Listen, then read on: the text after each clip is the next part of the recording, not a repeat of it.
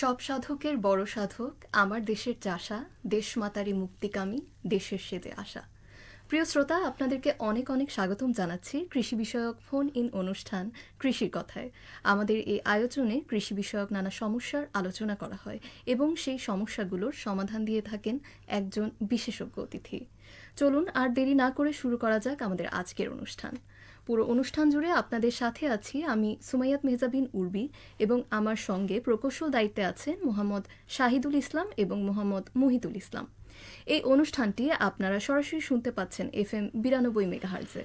এছাড়াও দেশ এবং দেশের বাইরে থেকে আমাদের সাথে যুক্ত হতে পারেন বাংলাদেশ বেতার অ্যাপ এবং বাংলাদেশ বেতারের ওয়েবসাইট www.betar.gov.bd এর মাধ্যমে।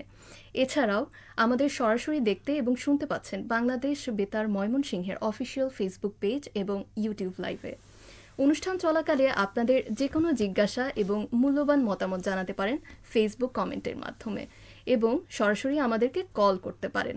নম্বরটি জানিয়ে দিচ্ছি 01308036 এই নম্বরে। আপনাদের সুবিধার্থে আমি আবারও বলে দিচ্ছি 01308036 এই নম্বরে। শ্রোতা বন্ধু, আমি একবার বাংলায় নম্বরটি বলে দিচ্ছি 01308036 এই নম্বরে। আজ আমাদের স্টুডিওতে বিশেষজ্ঞ অতিথি হিসেবে উপস্থিত আছেন কৃষিবিদ ডক্টর সালমা লাইজু, অতিরিক্ত পরিচালক কৃষি সম্প্রসারণ অধিদপ্তর ময়মনসিংহ। ম্যাম, আমন্ত্রণ জানাচ্ছি, কেমন আছেন? ধন্যবাদ। দর্শক শ্রোতা মণ্ডলীকেও ধন্যবাদ জানাচ্ছি। আলহামদুলিল্লাহ, ভালো আছি। শ্রোতা বন্ধু, আমাদের সম্মানিত আলোচকের সঙ্গে আজকে আমাদের আলোচ্য বিষয় রোপা আমনের রোগবালাই দমন ব্যবস্থাপনা। আমরা সবাই জানি আমন শব্দটি আরবি শব্দ আমান থেকে এসেছে, যার অর্থ আমানত, অর্থাৎ আমাদের কৃষক ভাইদের কাছে এই ধান আমানত স্বরূপ। ম্যাম, প্রথমে আপনার কাছে জানতে চাইব আমন ধানের মৌসুম কোনটি এবং এখন যেহেতু শ্রাবণ মাসের শেষ, ঠিক এই সময়ে কৃষকের মাঠে রোপা আমন কোন পর্যায়ে থাকে? ধন্যবাদ। আমন ধান লাগানো অলরেডি প্রায় মাঝামাঝি পর্যায়ে চলে এসেছে। আমরা জানি যে ধানের বিশেষ কতগুলো জাত রয়েছে, দীর্ঘমেয়াদী জাত, মধ্যমেয়াদী কতগুলো এবং স্বল্প জীবনকাল সম্পন্ন। আর যেগুলো আর্লি অর্থাৎ স্বল্প জীবনকাল সম্পন্ন জাত, সেগুলো অলরেডি লাগানো হয়ে গেছে এবং মাঝারি এবং দীর্ঘমেয়াদী জাতগুলো আমাদের দেশে কৃষকরা আগস্ট পর্যন্ত লাগাবে। এটাই কাজে এখন রোপণও চলছে, স্ট্যান্ডিংও আছে, দুই রকমই আছে আমাদের জমিতে। চমৎকারভাবে আমরা জেনে নিলাম যে এখন মাঠে আসলে আমন ধান কি অবস্থায় আছে। কৃষক শ্রোতা বন্ধুদের জন্য আমাদের আরও একটি প্রশ্ন আপনার জন্য অপেক্ষা করছে, সেটি হচ্ছে রোপা আমনের চাষে কোন কোন রোগ এবং পোকামাকড় আসলে বেশি দেখা যায়? আচ্ছা, ধন্যবাদ। রোপা আমনের স্পেশাল যে রোগগুলো সেগুলো প্রায় সব ধানেতেই হয়। তারপরে এই মৌসুমে যেহেতু কিছুদিন আমাদের অতিরিক্ত বৃষ্টি এবং পানি থাকে, তো সেই কারণে এই কিছু রোগের প্রাদুর্ভাব একটু বেশি দেখা যায়, যেমন খোল পচা, গোড়া পচা, ব্লাস্ট, ব্লাইট, এই রোগগুলো এই সময় একটু বেশি হয়। তো এটার জন্য আমাদের অনেক পদ্ধতিও রয়েছে যেগুলোর মাধ্যমে আমরা এখান থেকে মুক্ত হতে পারি। তো সেই প্রসঙ্গ নিয়ে আমি বলতে চাই যে প্রথমে আমাদের উচিত বীজ শোধন করা। তো আমাদের দেশে কৃষিজীবী ভাই বোনদের বলছি যে ওনারা যারা ধান চাষ করে দীর্ঘদিন থেকে ওনারা কখনো বীজ শোধন করে না, করলে খুব স্বল্পমেয়াদী হয়তো আমরা বলি, কিন্তু যে কোনো অলসতাবশত যে কোনো কারণে ওনারা বীজ শোধন করতে চায় না। তা আমরা যদি বীজ শোধন করি তাহলে কিন্তু এখানে রোগ এবং কিছু কিছু পোকা দুটো দমন হয়। পোকাটা কিভাবে হয়? কারণ যখন আমরা জমি থেকে একটা ফসল হারভেস্ট করি তখনও সেই ফসল অর্থাৎ ধানের গায়ে অনেক পোকা ডিম পেড়ে রাখে, তাদের লার্ভা কিংবা বিভিন্ন রোগের জীবাণু এই ধানের খোলের উপর লেগে থাকে। তো এটা যখন আমরা শোধন করে নেই তখন বাইরের দিকে সারফেসে যে সমস্ত জীবাণু বা পোকার ডিম থাকে সেগুলো কিন্তু নষ্ট করা যায়। তো অন্তত আমার 50% কিন্তু আমি একটু রিস্ক ফ্রি হতে পারি। ভেতরে যেগুলো চলে যায় এগুলো একটু জটিল, হয়তো আমাদের কৃষিজীবী ভাইদের বুঝতে কঠিন হবে। যেগুলো ভিতরে চলে যায় সেগুলো একটু কঠিন ফর্মে থাকে, ওগুলো দমন করা খুব কঠিন, প্রায়শই আমাদের নর্মাল ট্রিটমেন্টে হবে না। কিন্তু আমাদের ওরকম জটিল অবস্থা দেখা যায়নি মাঠে। তো সেজন্য আমরা যদি বাহ্যিকভাবে বীজ শোধনটা করে নেন আপনারা, তাহলে কিন্তু অনেক অনেক আমরা রোগ এবং পোকা থেকে নিরাপদ থাকতে পারবো। এই জন্য বীজ শোধনটা জরুরি। আর সেকেন্ড আমি বলবো যে জমিতে সুষম সার ব্যবহার। আমাদের একটা খুব ভুল একটা ধারণা আমাদের, মানে কৃষিজীবী ভাই বোনেরা আজকাল যেটা করছেন, ওনারা জৈব সারের কথা ভুলেই গেছেন। যদি ওনারা সবাই স্বীকার করেন যে আমাদের বাপদাদারা দিত, কিংবা যারা একটু বয়স্ক আছেন তারা কিন্তু সবসময় বলে থাকেন হ্যাঁ আমরা শুনেছি, আগে দিতাম এখন দিই না। তো এই যে জিনিসটা, এটা আমাদের জন্য যে কতটা আত্মঘাতী সেটা বলে শেষ করা যায় না। আপনারা ধান লাগানোর 15 দিনের মধ্যে কি করে ইউরিয়া সার ছিটিয়ে দেয়। তো এই কাজটা সবচেয়ে বেশি আত্মঘাতী। 15 দিনে যখন আমরা ইউরিয়া সার ছিটিয়ে দিচ্ছি, সাথে সাথে রোগ এবং পোকাকে আমন্ত্রণ জানাচ্ছি। কারণ ইউরিয়া সার বেশি দিলে আমরা জানি এটা হচ্ছে বেশি করে পাতা দেয় এবং নাদুস নুদুস হয়, নরম হয়ে যায়। কারণ এটার কাজই হচ্ছে বেশি করে পাতা দেওয়া, কুশি দেওয়া। এটা দেখাতে আমাদের চাষি ভাইরা মনে করেন যে খুব একটা ভালো ফলন পেতে চলেছি এবং তারা খুব মানে সবুজ হয়ে গেছে, জমিটা খুব খুশি থাকে। কিন্তু আসলে যে তা না, যখন এরকম সাকুলেন্ট থাকে, আসলে নরম থাকে, তখন পোকারা খুব আনন্দে খেতে পারে, রোগবালাইও খুব ওই যে যেখানে খেলো ওখান দিয়ে ঢুকে পড়ে। হ্যাঁ, তার কাজে দুটা কিন্তু একদম মানে ওনারা একটা অনুকূল পরিবেশ তৈরি করে দেয়। তো এখন এইখানে উচিত আমরা কখনোই 15 দিনে ইউরিয়া সার ছিটাবো না। আমাদের উচিত 30 দিন পরে অবশ্যই যদি আপনার প্রয়োজন হয় তখন ইউরিয়া দিতে পারেন। শেষ চাষের সময় পর্যাপ্ত জৈব সার এবং ইউরিয়া সার দিয়ে দেওয়া উচিত। এটা যদি দেই আমাদের পোকা মাকড় রোগ বালাই অবশ্যই কম থাকবে। তাহলে আমি বলছি বিশোধন এবং সুষম সার, অর্থাৎ জৈব সারের সাথে রাসায়নিক সার, এবং সেটা নিয়ম মাফিক, এটা যদি প্রয়োগ করি তাহলে কিন্তু আমাদের রোগ বালাই পোকা মাকড় অনেক অনেক কমে যায়। ধন্যবাদ ম্যাম। আসলে আমরা জানতে পারলাম কত চমৎকারভাবে তথ্যবহুল ভাবে আমরা জানতে পারলাম যে রাসায়নিক এবং জৈব সার একসাথে ব্যবহার করলেই আমরা জমিতে আমাদের কাঙ্ক্ষিত ফলন পাবো। এরপরেও আমি আরেকটু এড করছি। তারপরে যেহেতু আপনি জিজ্ঞেস করছিলেন যে কি কি পোকা, এটার মধ্যে আমাদের মাজরা পোকা, বাদামি গাছফড়িং, পাতা মোড়ানো পোকা, চুঙ্গি পোকা, সবুজ পাতা ফড়িং, গান্ধী পোকা, এগুলোর কিন্তু আক্রমণ বেশি দেখা যায় এবং এগুলো বিভিন্ন লেভেলে ক্ষতি করে থাকে। এবং মাজরা পোকা সাধারণত দেখা যাচ্ছে যখন শীষটা বের হয় তখন এটা রস খেয়ে নেয় এবং আমরা ওই মরা একটা শীষ দেখা যায়, এটা যখন আমরা হাত দিয়ে টানবো তখন সুন্দর করে উঠে আসবে, তখনই বুঝতে পারবো যে এটা মাজরার আক্রমণে হয়েছে। এবং একই সাথে আমরা মাজরা পোকার লক্ষণটাও বুঝে নিতে পারবো। হ্যাঁ, লক্ষণটা বুঝে নিতে পারবো। এবং শীষ কিন্তু চিটা হয়ে যাওয়া, সাদা হয়ে যাওয়া অন্য কারণে হয়, তখন কিন্তু আমি শীষটা টানলে সেটা উঠবে না। যদি না ওঠে তাহলে আমরা বুঝতে পারবো যে অন্য কোনো কারণে শেষটা হয়েছে, এটা মাজরার কারণে না। কাজে এই জিনিসটা আমার বুঝে নেওয়া দরকার। এবং গান্ধী পোকা যখন দুধ অবস্থা থাকে তখন সে দুধটা খেয়ে ফেলে, তখন চিটা হয়ে যায়। গান্ধী পোকাও আমাদের ক্ষতি করে ফেলে। তারপরে পাতা মোড়ানো পোকা, চুঙ্গি পোকা, এরাও কিছুটা ক্ষতি করে। তবে আমাদের মাজরা এবং গান্ধী পোকা না হলে মাজরাটার আক্রমণটা বেশি এবং কৃষক ভাইরা এটার জন্য খুবই ভয় থাকেন এবং ওনারা এটা দমন করার জন্য ব্যাপক হারে কীটনাশক ছিটান। এটা আমি বলতে চাচ্ছি যে এটার জন্য ওনারা এত এরকম করেন, এটার করাটা মোটেই ঠিক না।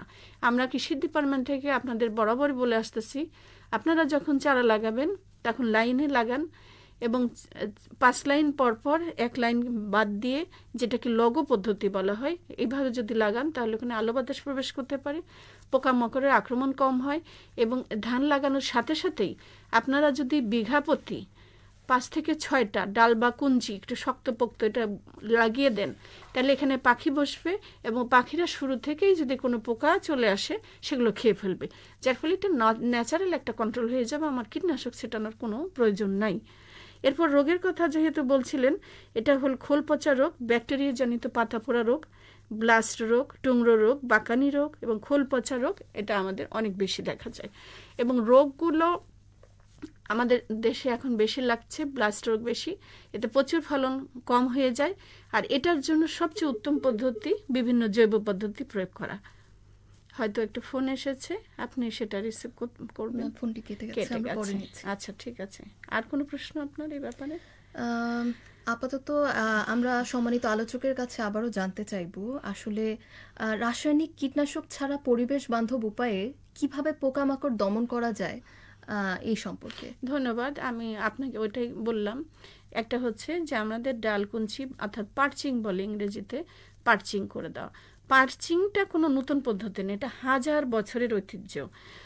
যুগে যুগে কৃষিক্ষেত্রে কিন্তু আগের কিষাণীরা পোকা তখনও ছিল, এখন হলো বেশি হয়ে গেছে, কিন্তু তখনও ছিল। ওনারা কিন্তু এই পদ্ধতি ব্যবহার করতেন। এবং সবচেয়ে আমার কাছে দুঃখজনক বিষয় এটা লাগে, এখন পাখির সংখ্যা কমে গেছে। আমাদের সেটা বুঝতে হবে। আজকে পাখির সংখ্যা কমে যাওয়ার ফলে যে পরিমাণ পোকামাকড়ের আক্রমণ হয়েছে, এবং আজকে ব্যাঙ না থাকার জন্য কীটনাশক দেওয়ার ফলে ব্যাঙের সংখ্যা চলে গেছে। শ্রোতা বন্ধু, আচ্ছা, শুভ বিকেল। আপনার নামটি বলে। সভাপতি আপন বেতার শ্রোতা সংঘ, জীবনপুর, দৌলতপুর, মানিকগঞ্জ থেকে। কেমন আছেন? ভালো আছি শ্রোতা বন্ধু, আপনার প্রশ্নটি করতে পারেন। ধন্যবাদ। আমার প্রশ্ন হচ্ছে যে রোপা আমনের যে পোকাগুলো, এগুলোর জন্য যে কীটনাশক ইউজ করতে হয়, এই কীটনাশক ব্যবহারের পদ্ধতি জানতে চাই, এবং কি কয়বার স্প্রে করতে হবে এ ব্যাপারে একটু জানতে চাই। ধন্যবাদ শ্রোতা বন্ধু, আপনি আমাদের সাথেই থাকুন, অবশ্যই আপনার উত্তরটি পেয়ে যাবেন। আচ্ছা, ধন্যবাদ। যেটা বলছিলাম যে এখানে আমাদের হচ্ছে আমাদের যে পরিবেশ বান্ধব উপায়ে, পরিবেশ বান্ধব উপায়ে আমি পার্চিং করছিলাম, কথা বলতেছিলাম যে পাখির সংখ্যা কমে যাচ্ছে। এই বিষয়টা নিয়ে দুঃখজনক অভিজ্ঞতা এটা। পাখির সংখ্যা কমার কারণ কীটনাশক। আমি যখন জমিতে স্প্রে করলাম তখন ওই পোকাগুলোর গায়ে কীটনাশক লেগে গেছে। পাখিরা তো সেটা বুঝবে না, তখন ওই পোকাগুলো যখন খেয়ে ফেলতেছে পাখিগুলো মারা যাচ্ছে। যার ফলে আপনি দেখবেন যে আমরা পার্চিং করার ফলে ওখানে দেখা যাচ্ছে ফিঙ্গে পাখি, যেটা কিনে সবচেয়ে বেশি মাজরা খায়, সে মাজরা পোকা পছন্দ করে। আমার মনে হয় আল্লাহ সুবহানাহু ওয়া তাআলা ফিঙ্গে পাখিকে মাজার জন্যই প্রেরণ করেছিলেন, কিন্তু মাজা সংখ্যা বেশি থাকার ফলে ফিঙে পাখি না থাকাতে এটা কিন্তু ন্যাচারাল কন্ট্রোলে আমরা বাধাগ্রস্ত হচ্ছি। কাজেই এই যে আমাদের দেশে যে উপকারী পাখিগুলোর সংখ্যা, ব্যাঙের সংখ্যা কমে গেছে শুধুমাত্র কীটনাশকের জন্য। আজকে একটা ব্যাঙ তার নিজের ওজনের 10 গুণ বেশি পোকা খেতে পারে। এটা কি অদ্ভুত না? একটা মানুষের ওজনের কয় ভাগ সে খাবার খেতে পারে, কিন্তু ব্যাঙ পারে ওর যদি 100 গ্রাম ওজন হয় তাহলে ওর 10 গুণ, অর্থাৎ প্রায় 1 কেজি সে পোকা খেয়ে ফেলবে। এবং আপনি খেয়াল করেছেন কি না, ব্যাঙগুলো যখন আমরা ছোটোবেলায় দেখেছি প্রচুর খাওয়ার ফলে ওরা এত ফুলে যায় যে ওরা হাঁটতে পারে না, তখন গড়ায় গড়ায় চলে, অর্থাৎ গড়ায় যায়, নিজেকে গড়ায় ফেলে, কারণ হাঁটতে পারবে না, তো এরকম পেটটা ফুলে যায়। অর্থাৎ এই যে একটা পরিবেশের ভারসাম্য রক্ষা, এটা যে নষ্ট করার ফলে আজকে কিন্তু আমাদের ব্যাপক মাত্রায় পোকা বেড়ে গেছে। এবং রোগের কারণ আমি আপনাদের শুরুতেই বলেছি যে সুষম সার এবং আমার হলো জৈব সারের অভাবের কারণে আমার রোগগুলো বেড়ে গেছে।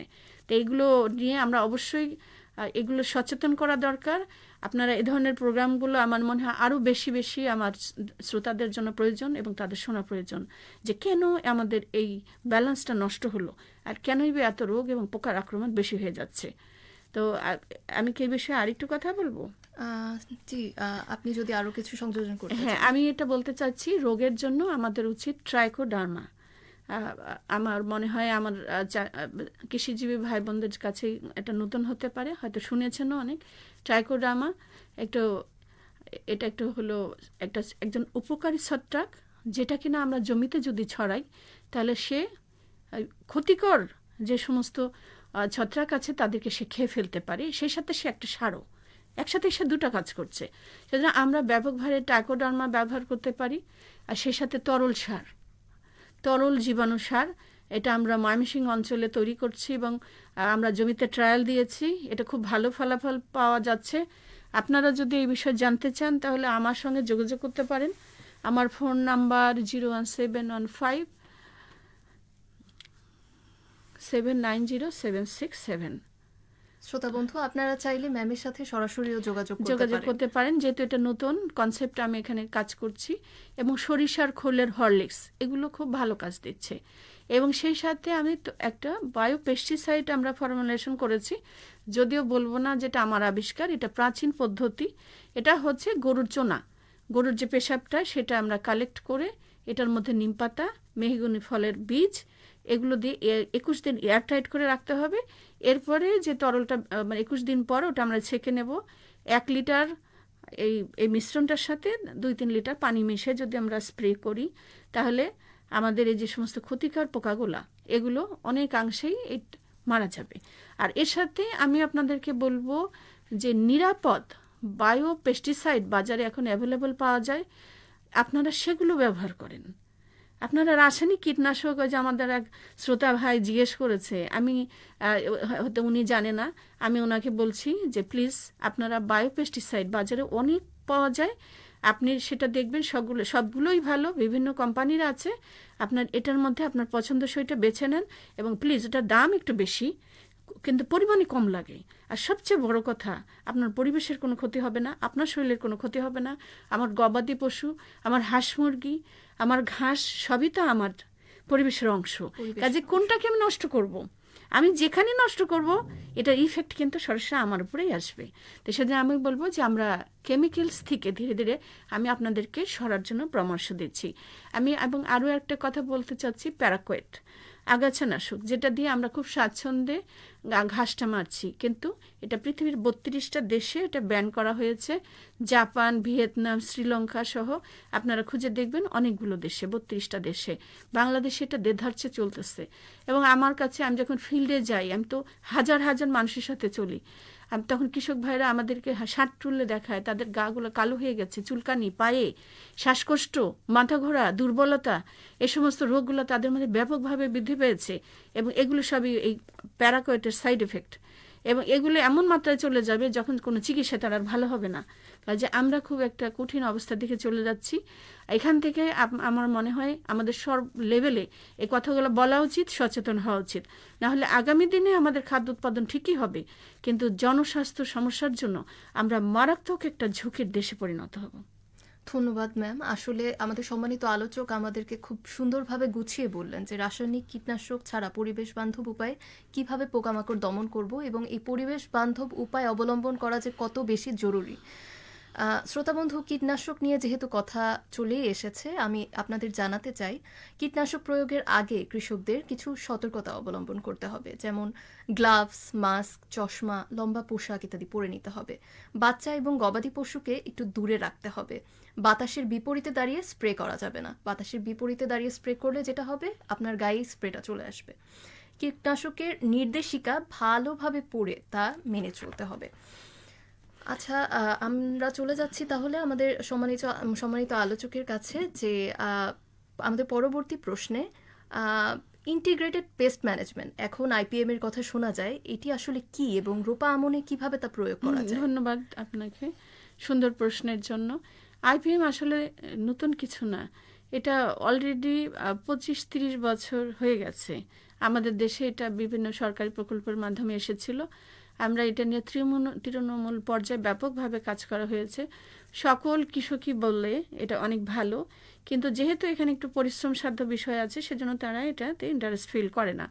জাস্ট লাইক হলো কেমিক্যাল ফার্টিলাইজার, কারণ এখানে জৈব সার ভালো, এটা সবাই স্বীকার করে, কিন্তু গোবর টেনে জমিতে নিয়ে যাবে, বিভিন্ন রকম উপকরণ ব্যবহার করবে, এটা করতে তারা স্বাচ্ছন্দ্য বোধ করে না। এই কারণেই ভালো বলা সত্ত্বেও ওনারা এটা পছন্দ করে না।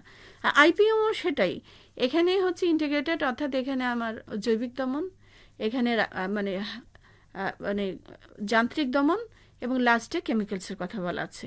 অর্থাৎ আমি প্রথমে চেষ্টা করব যে বিভিন্ন কালচারাল প্র্যাকটিসের মাধ্যমে আমি যাতে পোকামাকড় থেকে মুক্তি পেতে পারি। আর সেকেন্ডলি আমি কিছু যন্ত্র ব্যবহার করব, যেমন সুইপিং নেট, আলোর ফাঁদ, এই ধরনের জিনিস আমি ব্যবহার করব। এবং আমাদের হচ্ছে আরও আছে ফেরমোন ট্র্যাপ, ইউলো স্টিকি ট্র্যাপ, বিভিন্ন রকম এগুলো বের হয়েছে আধুনিক যন্ত্র, মানে টুলস। এগুলোর মাধ্যমে কিন্তু সার্থকভাবে আমরা অনেক পোকা, বিশেষ করে সবজিতে এটার ব্যাপক সাফল্য পাওয়া গেছে। তো এই বিষয়গুলো যখন আমরা না মানে ফিল করব, কিংবা কিছু কিছু মৌসুমে আপনাদের বলা, আমি এটা প্রয়োজন মনে করছি, সেটা হচ্ছে সব সিজনেই সব পোকার কিন্তু আউটব্রেক আবার প্রাদুর্ভাব হয় না। এটা কয়েক বছর পর পর কোনো একটা পোকামাকড় দেখা যায় যে হঠাৎ করে আউটব্রেক হয়। এটা একটা পরিবেশেরই অংশ, কিন্তু এটা প্রতি বছর হয় না। কিন্তু আমাদের কৃষক ভাইয়েরা মনে করে যে যদি হয়, এই যে ধারণার ফলে ওনারা ধান লাগানোর সাথে সাথে ব্যাপক মাত্রায় দানাদার কীটনাশক এবং কন্ট্রাক্ট পয়জন এগুলো ব্যবহার করে থাকে, যার কোনো দরকার নেই। আপনারা শুনলে অবাক হবেন যে বাংলাদেশের মানে মানুষ প্রতি বছর বিভিন্ন খাবারের সাথে 200 ml কীটনাশক পান করে। 200 ml, এবং সেটা আমরা এই যে চালের সাথে, পটলের সাথে, মানে রুটির সাথে, বিভিন্নভাবে মুড়ির সাথে, তাই না, আলু পটল ঝিঙ্গা, মানে কোনটাতে নেই, এমনকি লাল শাক, পাট শাকের সাথেও আমরা খেয়ে থাকি। আর যার ফলে আমাদের এই যে এমন একটা যে ধারণা হয়ে গেছে যে কীটনাশক দিতেই হবে, এটা ছাড়া কোনো উপায় নেই, মানে এই ধরনের একটা ভুল ধারণা আমাদের মধ্যে চলে আসছে, এবং সবসময় আমরা এটার জন্য প্রচুর কীটনাশক ব্যবহার করছি, যেটা কোনো দরকার নেই। তো এটা এখানে আমাদের বলা হচ্ছে যে IPM এর কতগুলো টেকনিক আছে।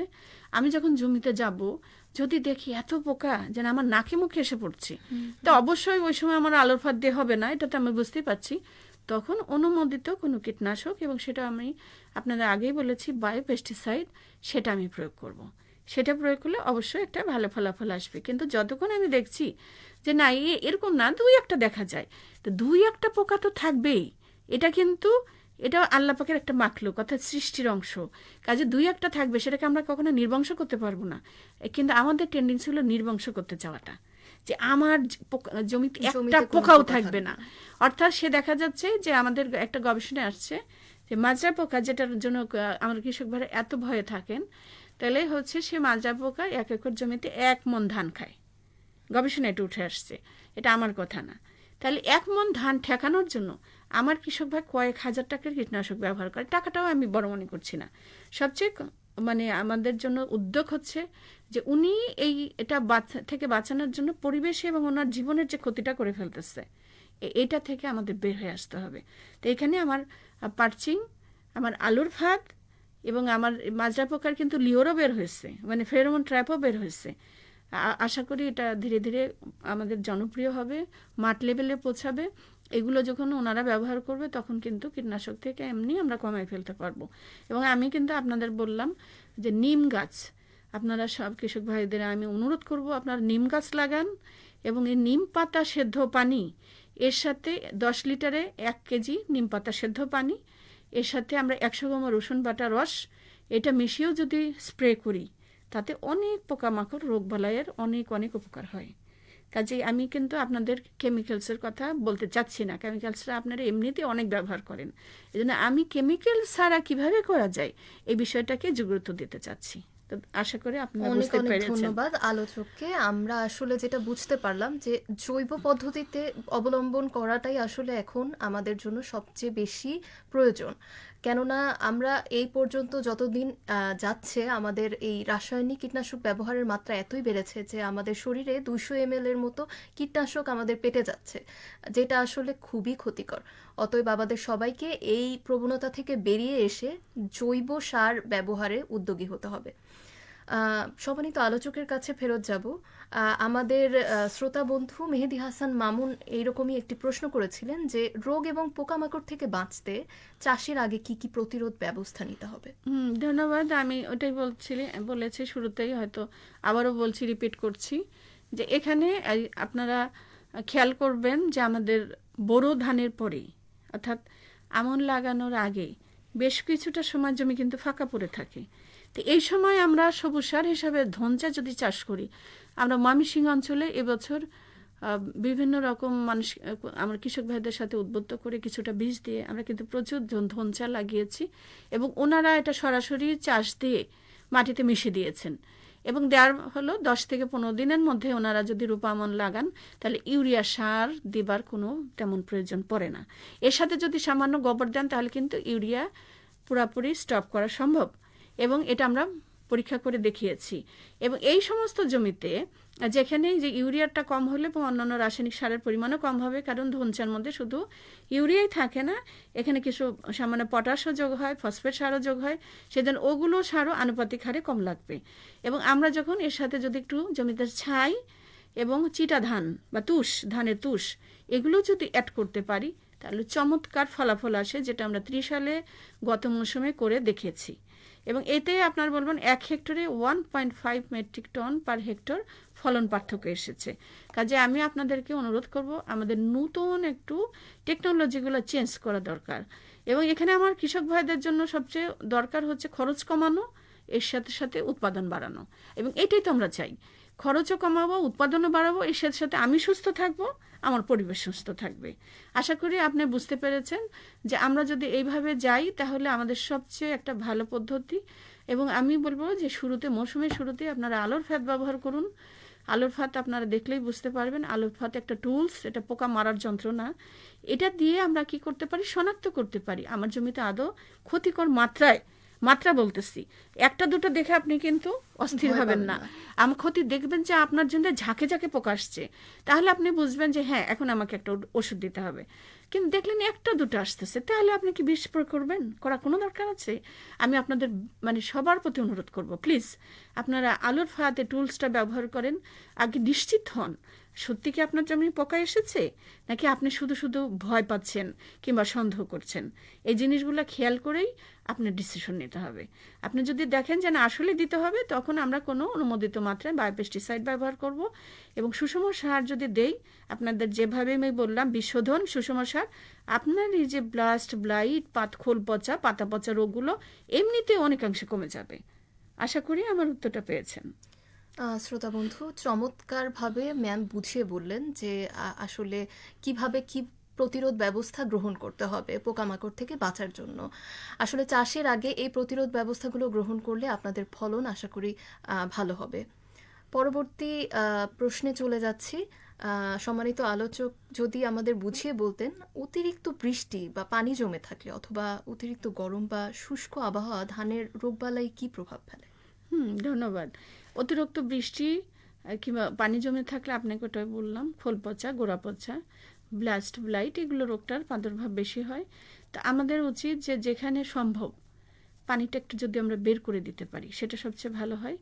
এবং এই প্রসঙ্গে যখন বললেন, এখানে আমাদের কিন্তু মানে চমৎকার দেশীয় পদ্ধতি ছিল, সেটা হলো ডাগ ওয়েল, অর্থাৎ জমিতে কুয়া খনন করা, কিংবা জমিতে ধান এবং মাছ চাষ করা, জমিতে ধানের সাথে হাঁস চাষ করা, এবং জমিতে এক সাইডে ছোট পুকুর রাখা। তো এই যে আমাদের সনাতন পদ্ধতিগুলো ছিল, দেখেন কতটা চমৎকার। এখানে আমার জমিতে যদি আমরা এক সাইডে একটু গর্ত করে একটু গভীর করে দুটো কুয়া থাকে, তাহলে এখানে দেশীয় প্রজাতির মাছগুলোর অভয়ারণ্য হবে। এখানে আমি যদি সামান্য খাবার দেই, তাহলে কিন্তু জমির এক্সেস পানিটা এখানে চলে আসতেছে, আমার ক্ষতি হচ্ছে না। আবার যদি দেখি যে আমার জমি ড্রাই হয়ে যাচ্ছে, তাহলে আমি কুয়া থেকে কিন্তু একটু পানি সেচের ব্যবস্থাটা করতে পারি। তাহলে এখানে আমার সাথে মাছ থাকতেছে, আমার জমিতে কাঙ্ক্ষিত মাত্রায় পানি থাকছে, এর বেশি তো আমার দরকার নেই। তাহলে এখানে আমার মাছ চাষের একটা সুযোগ হলো।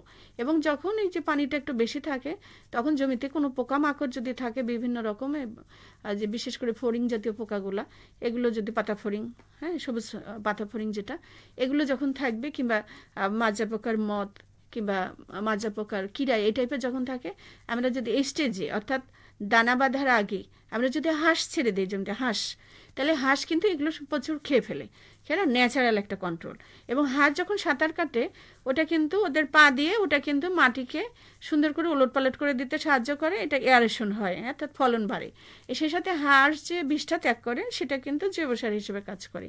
কাজে এগুলো কিন্তু একটা চমৎকার পদ্ধতি। আর এর নিকটস্থ নদী খনন করা কিংবা বড় পুকুর থাকলে খনন করে আমরা সেখানে যদি অতিরিক্ত পানিটা বের করে দিতে পারি, সেটা হলো সেটাও উত্তম একটা পদ্ধতি। তা আমি আপনাদের অনেকগুলোই বললাম, আপনাদের যার যেটা সেট করবে আমার মনে হয় তার সেটাই নেওয়া উচিত। কৃষিতে আপনাকে একদম নির্দিষ্ট করে কোনো টেকনোলজি কাউকে বলা আমি প্রয়োজন মনে করি না, কারণ এক একজন এক এক রকম জমি, এক একজনের মাটির ধরন আর এক রকম। কাজে আপনি একটাই সবার জন্য সাজেশন দিতে পারেন না, আপনাকে ভিন্ন ভিন্ন অবস্থা বুঝে আপনাকে বলতে হবে। আমি আমার ভাইদেরকে অনুরোধ করব, আপনারা আপনাদের জমির সাথে যেটা অ্যাডজাস্ট করবে আপনারা সেটা নেবেন। ধন্যবাদ সম্মানিত আলোচককে। আসলে আমরা এখানে অনেকগুলো পদ্ধতি সম্পর্কে জানলাম, যে আমরা কিভাবে আমাদের জমিতে বেশি পানি জমে গেলে কিভাবে সেটি অপসারণ করতে পারি। আমরা হাঁস চাষ করতে পারি, মাছ চাষ করতে পারি, এমনকি কুয়া খনন করতে পারি, পুকুর খনন করতে পারি। এর মাধ্যমে আমাদের জমিতে সঠিক পরিমাণে পানি বজায় রাখতে পারি। আর ম্যাম, যদি গরম বা শুষ্ক আবহাওয়া। হ্যাঁ, ধন্যবাদ আপনাকে। এটা খুবই গুরুত্বপূর্ণ প্রশ্ন। এবছর যেটা আমরা ফেস করেছি, সেটা এখানে তাপমাত্রা 32 ডিগ্রি কিংবা 30 ডিগ্রির উপরে যদি কয়েকদিন থাকে। একটা কল নিয়ে নিচ্ছি। হ্যাঁ, ধন্যবাদ। আসসালামু আলাইকুম শ্রোতা বন্ধু, নামটি বলে আপনার প্রশ্নটি করুন। কেমন আছেন? জি, আলহামদুলিল্লাহ আমরা ভালো আছি। আপনি কেমন আছেন? ইনশাল্লাহ ভালো আছি। আজকে যে বিষয় জমির উপরে আসলে ফসলের আসি, রোপা আমন এখন ধরা মৌসুম, বিধান প্রজাত, বিধান সপ্তাশী, কৃষি বিভাগ নানাভাবে কৃষককে সহায়তা করছে। তেল ফসলে তো আবার বেশ লাভজনক এমন ধান রোপণ করা হচ্ছে। তো এখন ফলন দিতে বন্যা থেকে বাঁচতে, বিভিন্ন রোগ বালাই থেকে বাঁচতে সঠিক পরিচর্যা করা দরকার। এতে করে ফসলের ব্যাপক ফলন ঘটবে। আমি একটা প্রশ্ন করতে ছোট্ট প্রশ্ন, রোপা ফলন রোপা আমন ধান চাষে বালাই যখন ব্যবসা কতটুকু নিতে হবে? ধন্যবাদ। ধন্যবাদ শ্রোতা বন্ধু, আপনি আমাদের সাথেই থাকুন। আশা করি আপনি আপনার উত্তর। অবশ্যই সাথে থাকবেন।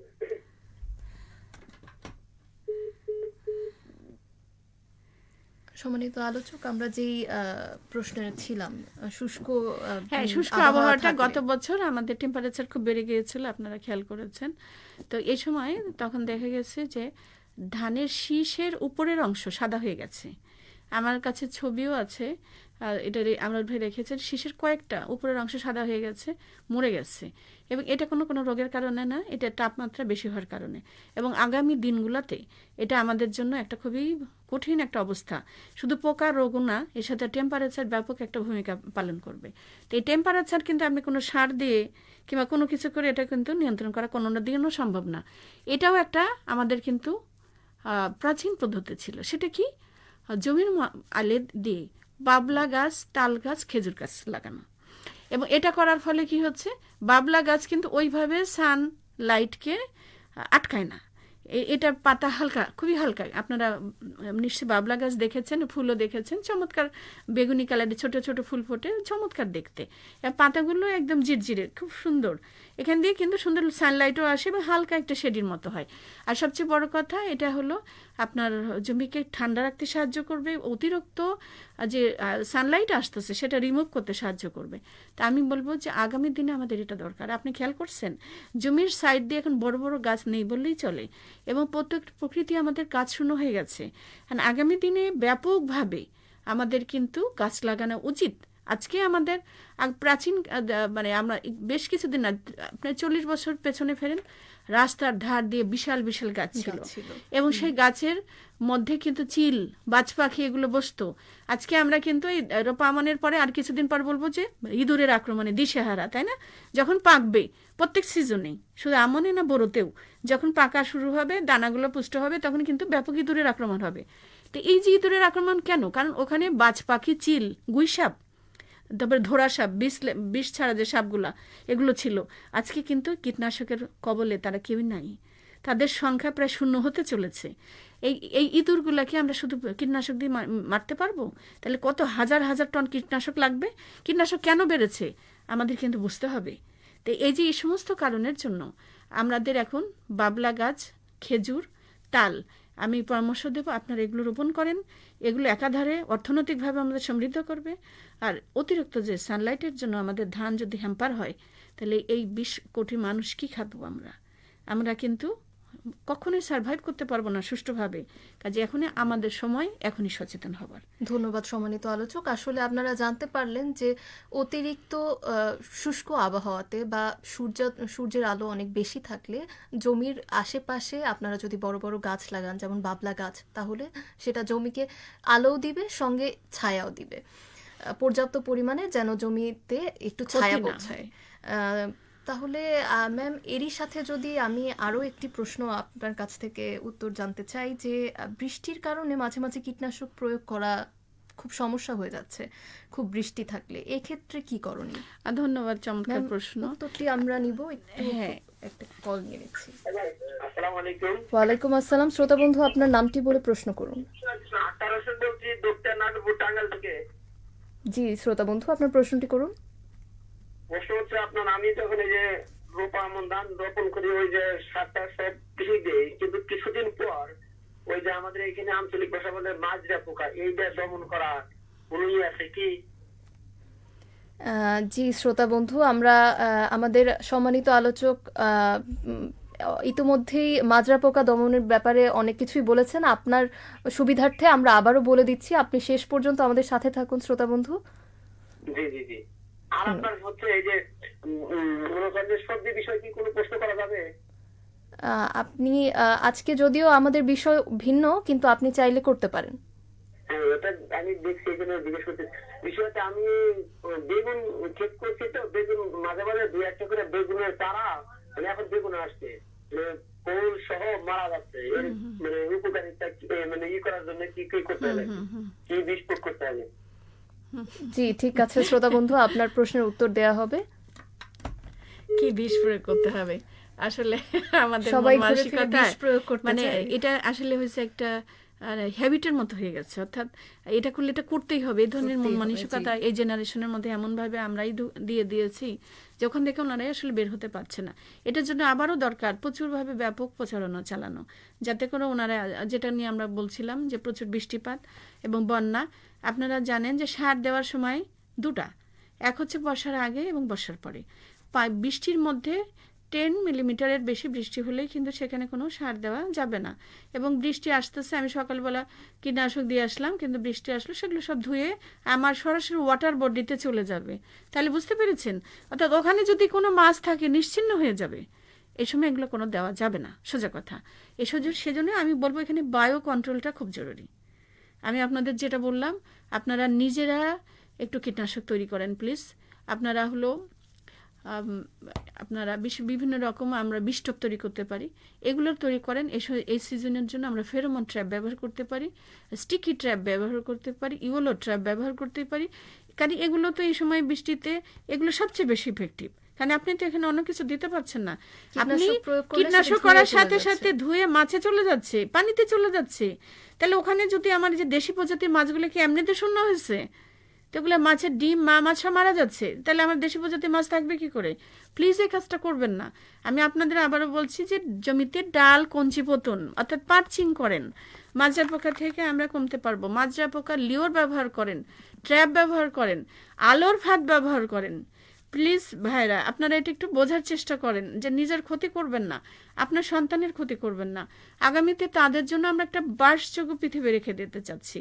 আপনি বেগুনের কথা বলছিলেন, সেটা আমি বলবো যে বেগুনে এখন আমরা যেটা আপনার বুঝতে পারছি উইল্ড হয়েছে, এখানে আপনার ট্রাইকোডার্মা, এটা আপনি বাজার থেকে সংগ্রহ করেন, এটা আপনার জন্য খুবই ভালো কাজ করবে। এবং এটা বেগুন গাছের গোড়াতে সুন্দর করে ছিটিয়ে বা স্প্রে করা, 2 ভাগ করা যায়, আপনারা সেটা করেন। আশা করি এখান থেকে আপনি মুক্তি পেতে পারবেন। এটার জন্য কোনো বিষ দেবার কোনো প্রয়োজন নেই। এই জন্য আবারও বলছি যে বর্ষার সিজনে কখনোই কীটনাশক বা রাসায়নিক সার দেওয়া যাবে না, এটা দেওয়া যাবে বর্ষার পরে, বর্ষার আগে। এজন্য আপনি যা করবেন এ সময় যে ওই ধনচা জমিতে অ্যাড করা এবং জৈব সার। আর আরেকটা খেয়াল করে দেখেন, এই সময় কিন্তু আমাদের কৃষক ভাইরা গোবরটাকে লাকড়ি বানাতে পারে না, বৃষ্টি হয় যেখানে সেখানে ফেলে রাখি। তাহলে এই গোবরটাকে আমরা যদি জমিতে দিয়ে চাষ করতাম তাহলে আমাদের জন্য কত আশীর্বাদ। তো গোবর, ছাই, তুষ, অনেকে বৃষ্টিতে এগুলো সংরক্ষণ করতে পারে না, প্লিজ এই জন্য এগুলো সমস্ত জমিতে দেন, দিয়ে এগুলো দিয়ে করেন। এবং আপনি যখন সরিষার খোলের হরলিক জমিতে দিতে পারেন, এটা যদি জানতে চান আমি আমার নাম্বার বলেছি, ফোন নাম্বার, আপনারা সরিষার খোলের হরলিক্সটা প্রয়োগ করেন, এগুলোতে আমাদের অনেক ফলন হবে। আপনারা আমাদের কথা বিশ্বাস করেন, অন্তত একবার এক্সপেরিমেন্ট করে দেখেন, যদি খারাপ রেজাল্ট আসে তাহলে তো আপনারা করবেন না, কিন্তু ভালো হলে আপনি কেন করবেন না? এটা আমার প্রশ্ন আপনাদের কাছে। ধন্যবাদ ম্যাম আপনাকে। শ্রোতা বন্ধু, আশা করি আপনারা খুব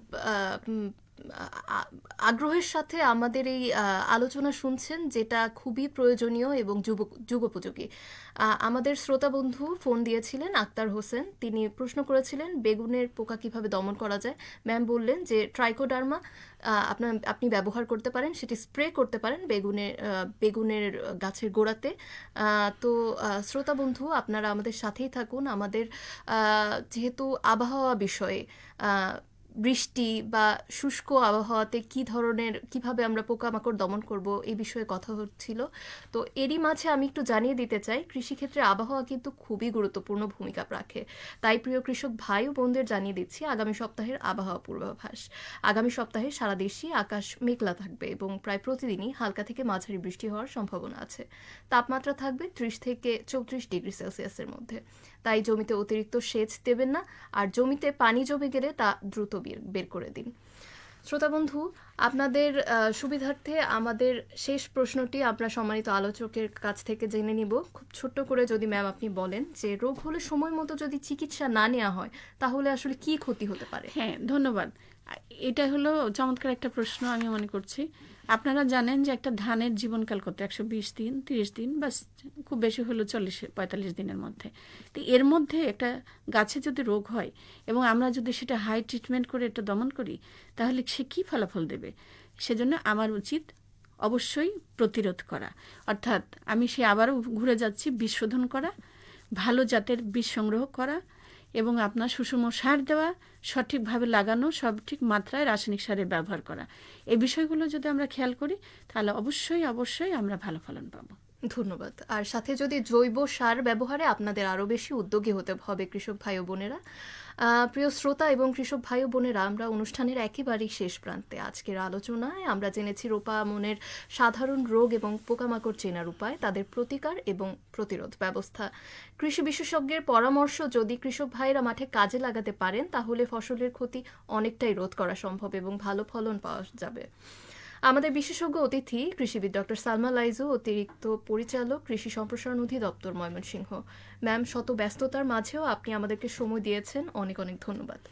তো আপনাকেও ধন্যবাদ, আমার সেই সাথে দর্শক শ্রোতাদেরও ধন্যবাদ। এবং আমার ফোন নাম্বারটা আরেকবার বলে দিতে পারেন, যদি ওনারা প্রয়োজন মনে করে তাহলে আমার সঙ্গে যোগাযোগ করতে পারেন। 07157907767। তো ধন্যবাদ সবাইকে, আপনাকে অনেক ধন্যবাদ। ধন্যবাদ ম্যাম। আপনারা চাইলে শ্রোতা বন্ধু ম্যামের নাম্বারটি নোট করে নিয়ে ম্যামকে সরাসরি যোগাযোগ করতে পারেন আপনাদের যে কোনো সমস্যায়। আজকের মতো বিদায় নিচ্ছি। আমি সুমাইয়াত মেহজাবিন উর্বি। আমাদের সাথে কারিগরি সহযোগিতায় ছিলেন মোহাম্মদ শাহিদুল ইসলাম এবং মোহাম্মদ মুহিতুল ইসলাম। অনুষ্ঠানের তত্ত্বাবধানে ছিলেন মোহাম্মদ রাফিউল করিম এবং সার্বিক নির্দেশনায় ছিলেন মোহাম্মদ আল আমিন খান। আবার দেখা হবে সামনের কোনো এক পর্বে এবং নতুন কোনো বিষয় নিয়ে। আজ এ পর্যন্তই শ্রোতা বন্ধু, আপনারা সবাই ভালো থাকুন এবং কৃষিকে এগিয়ে রাখুন।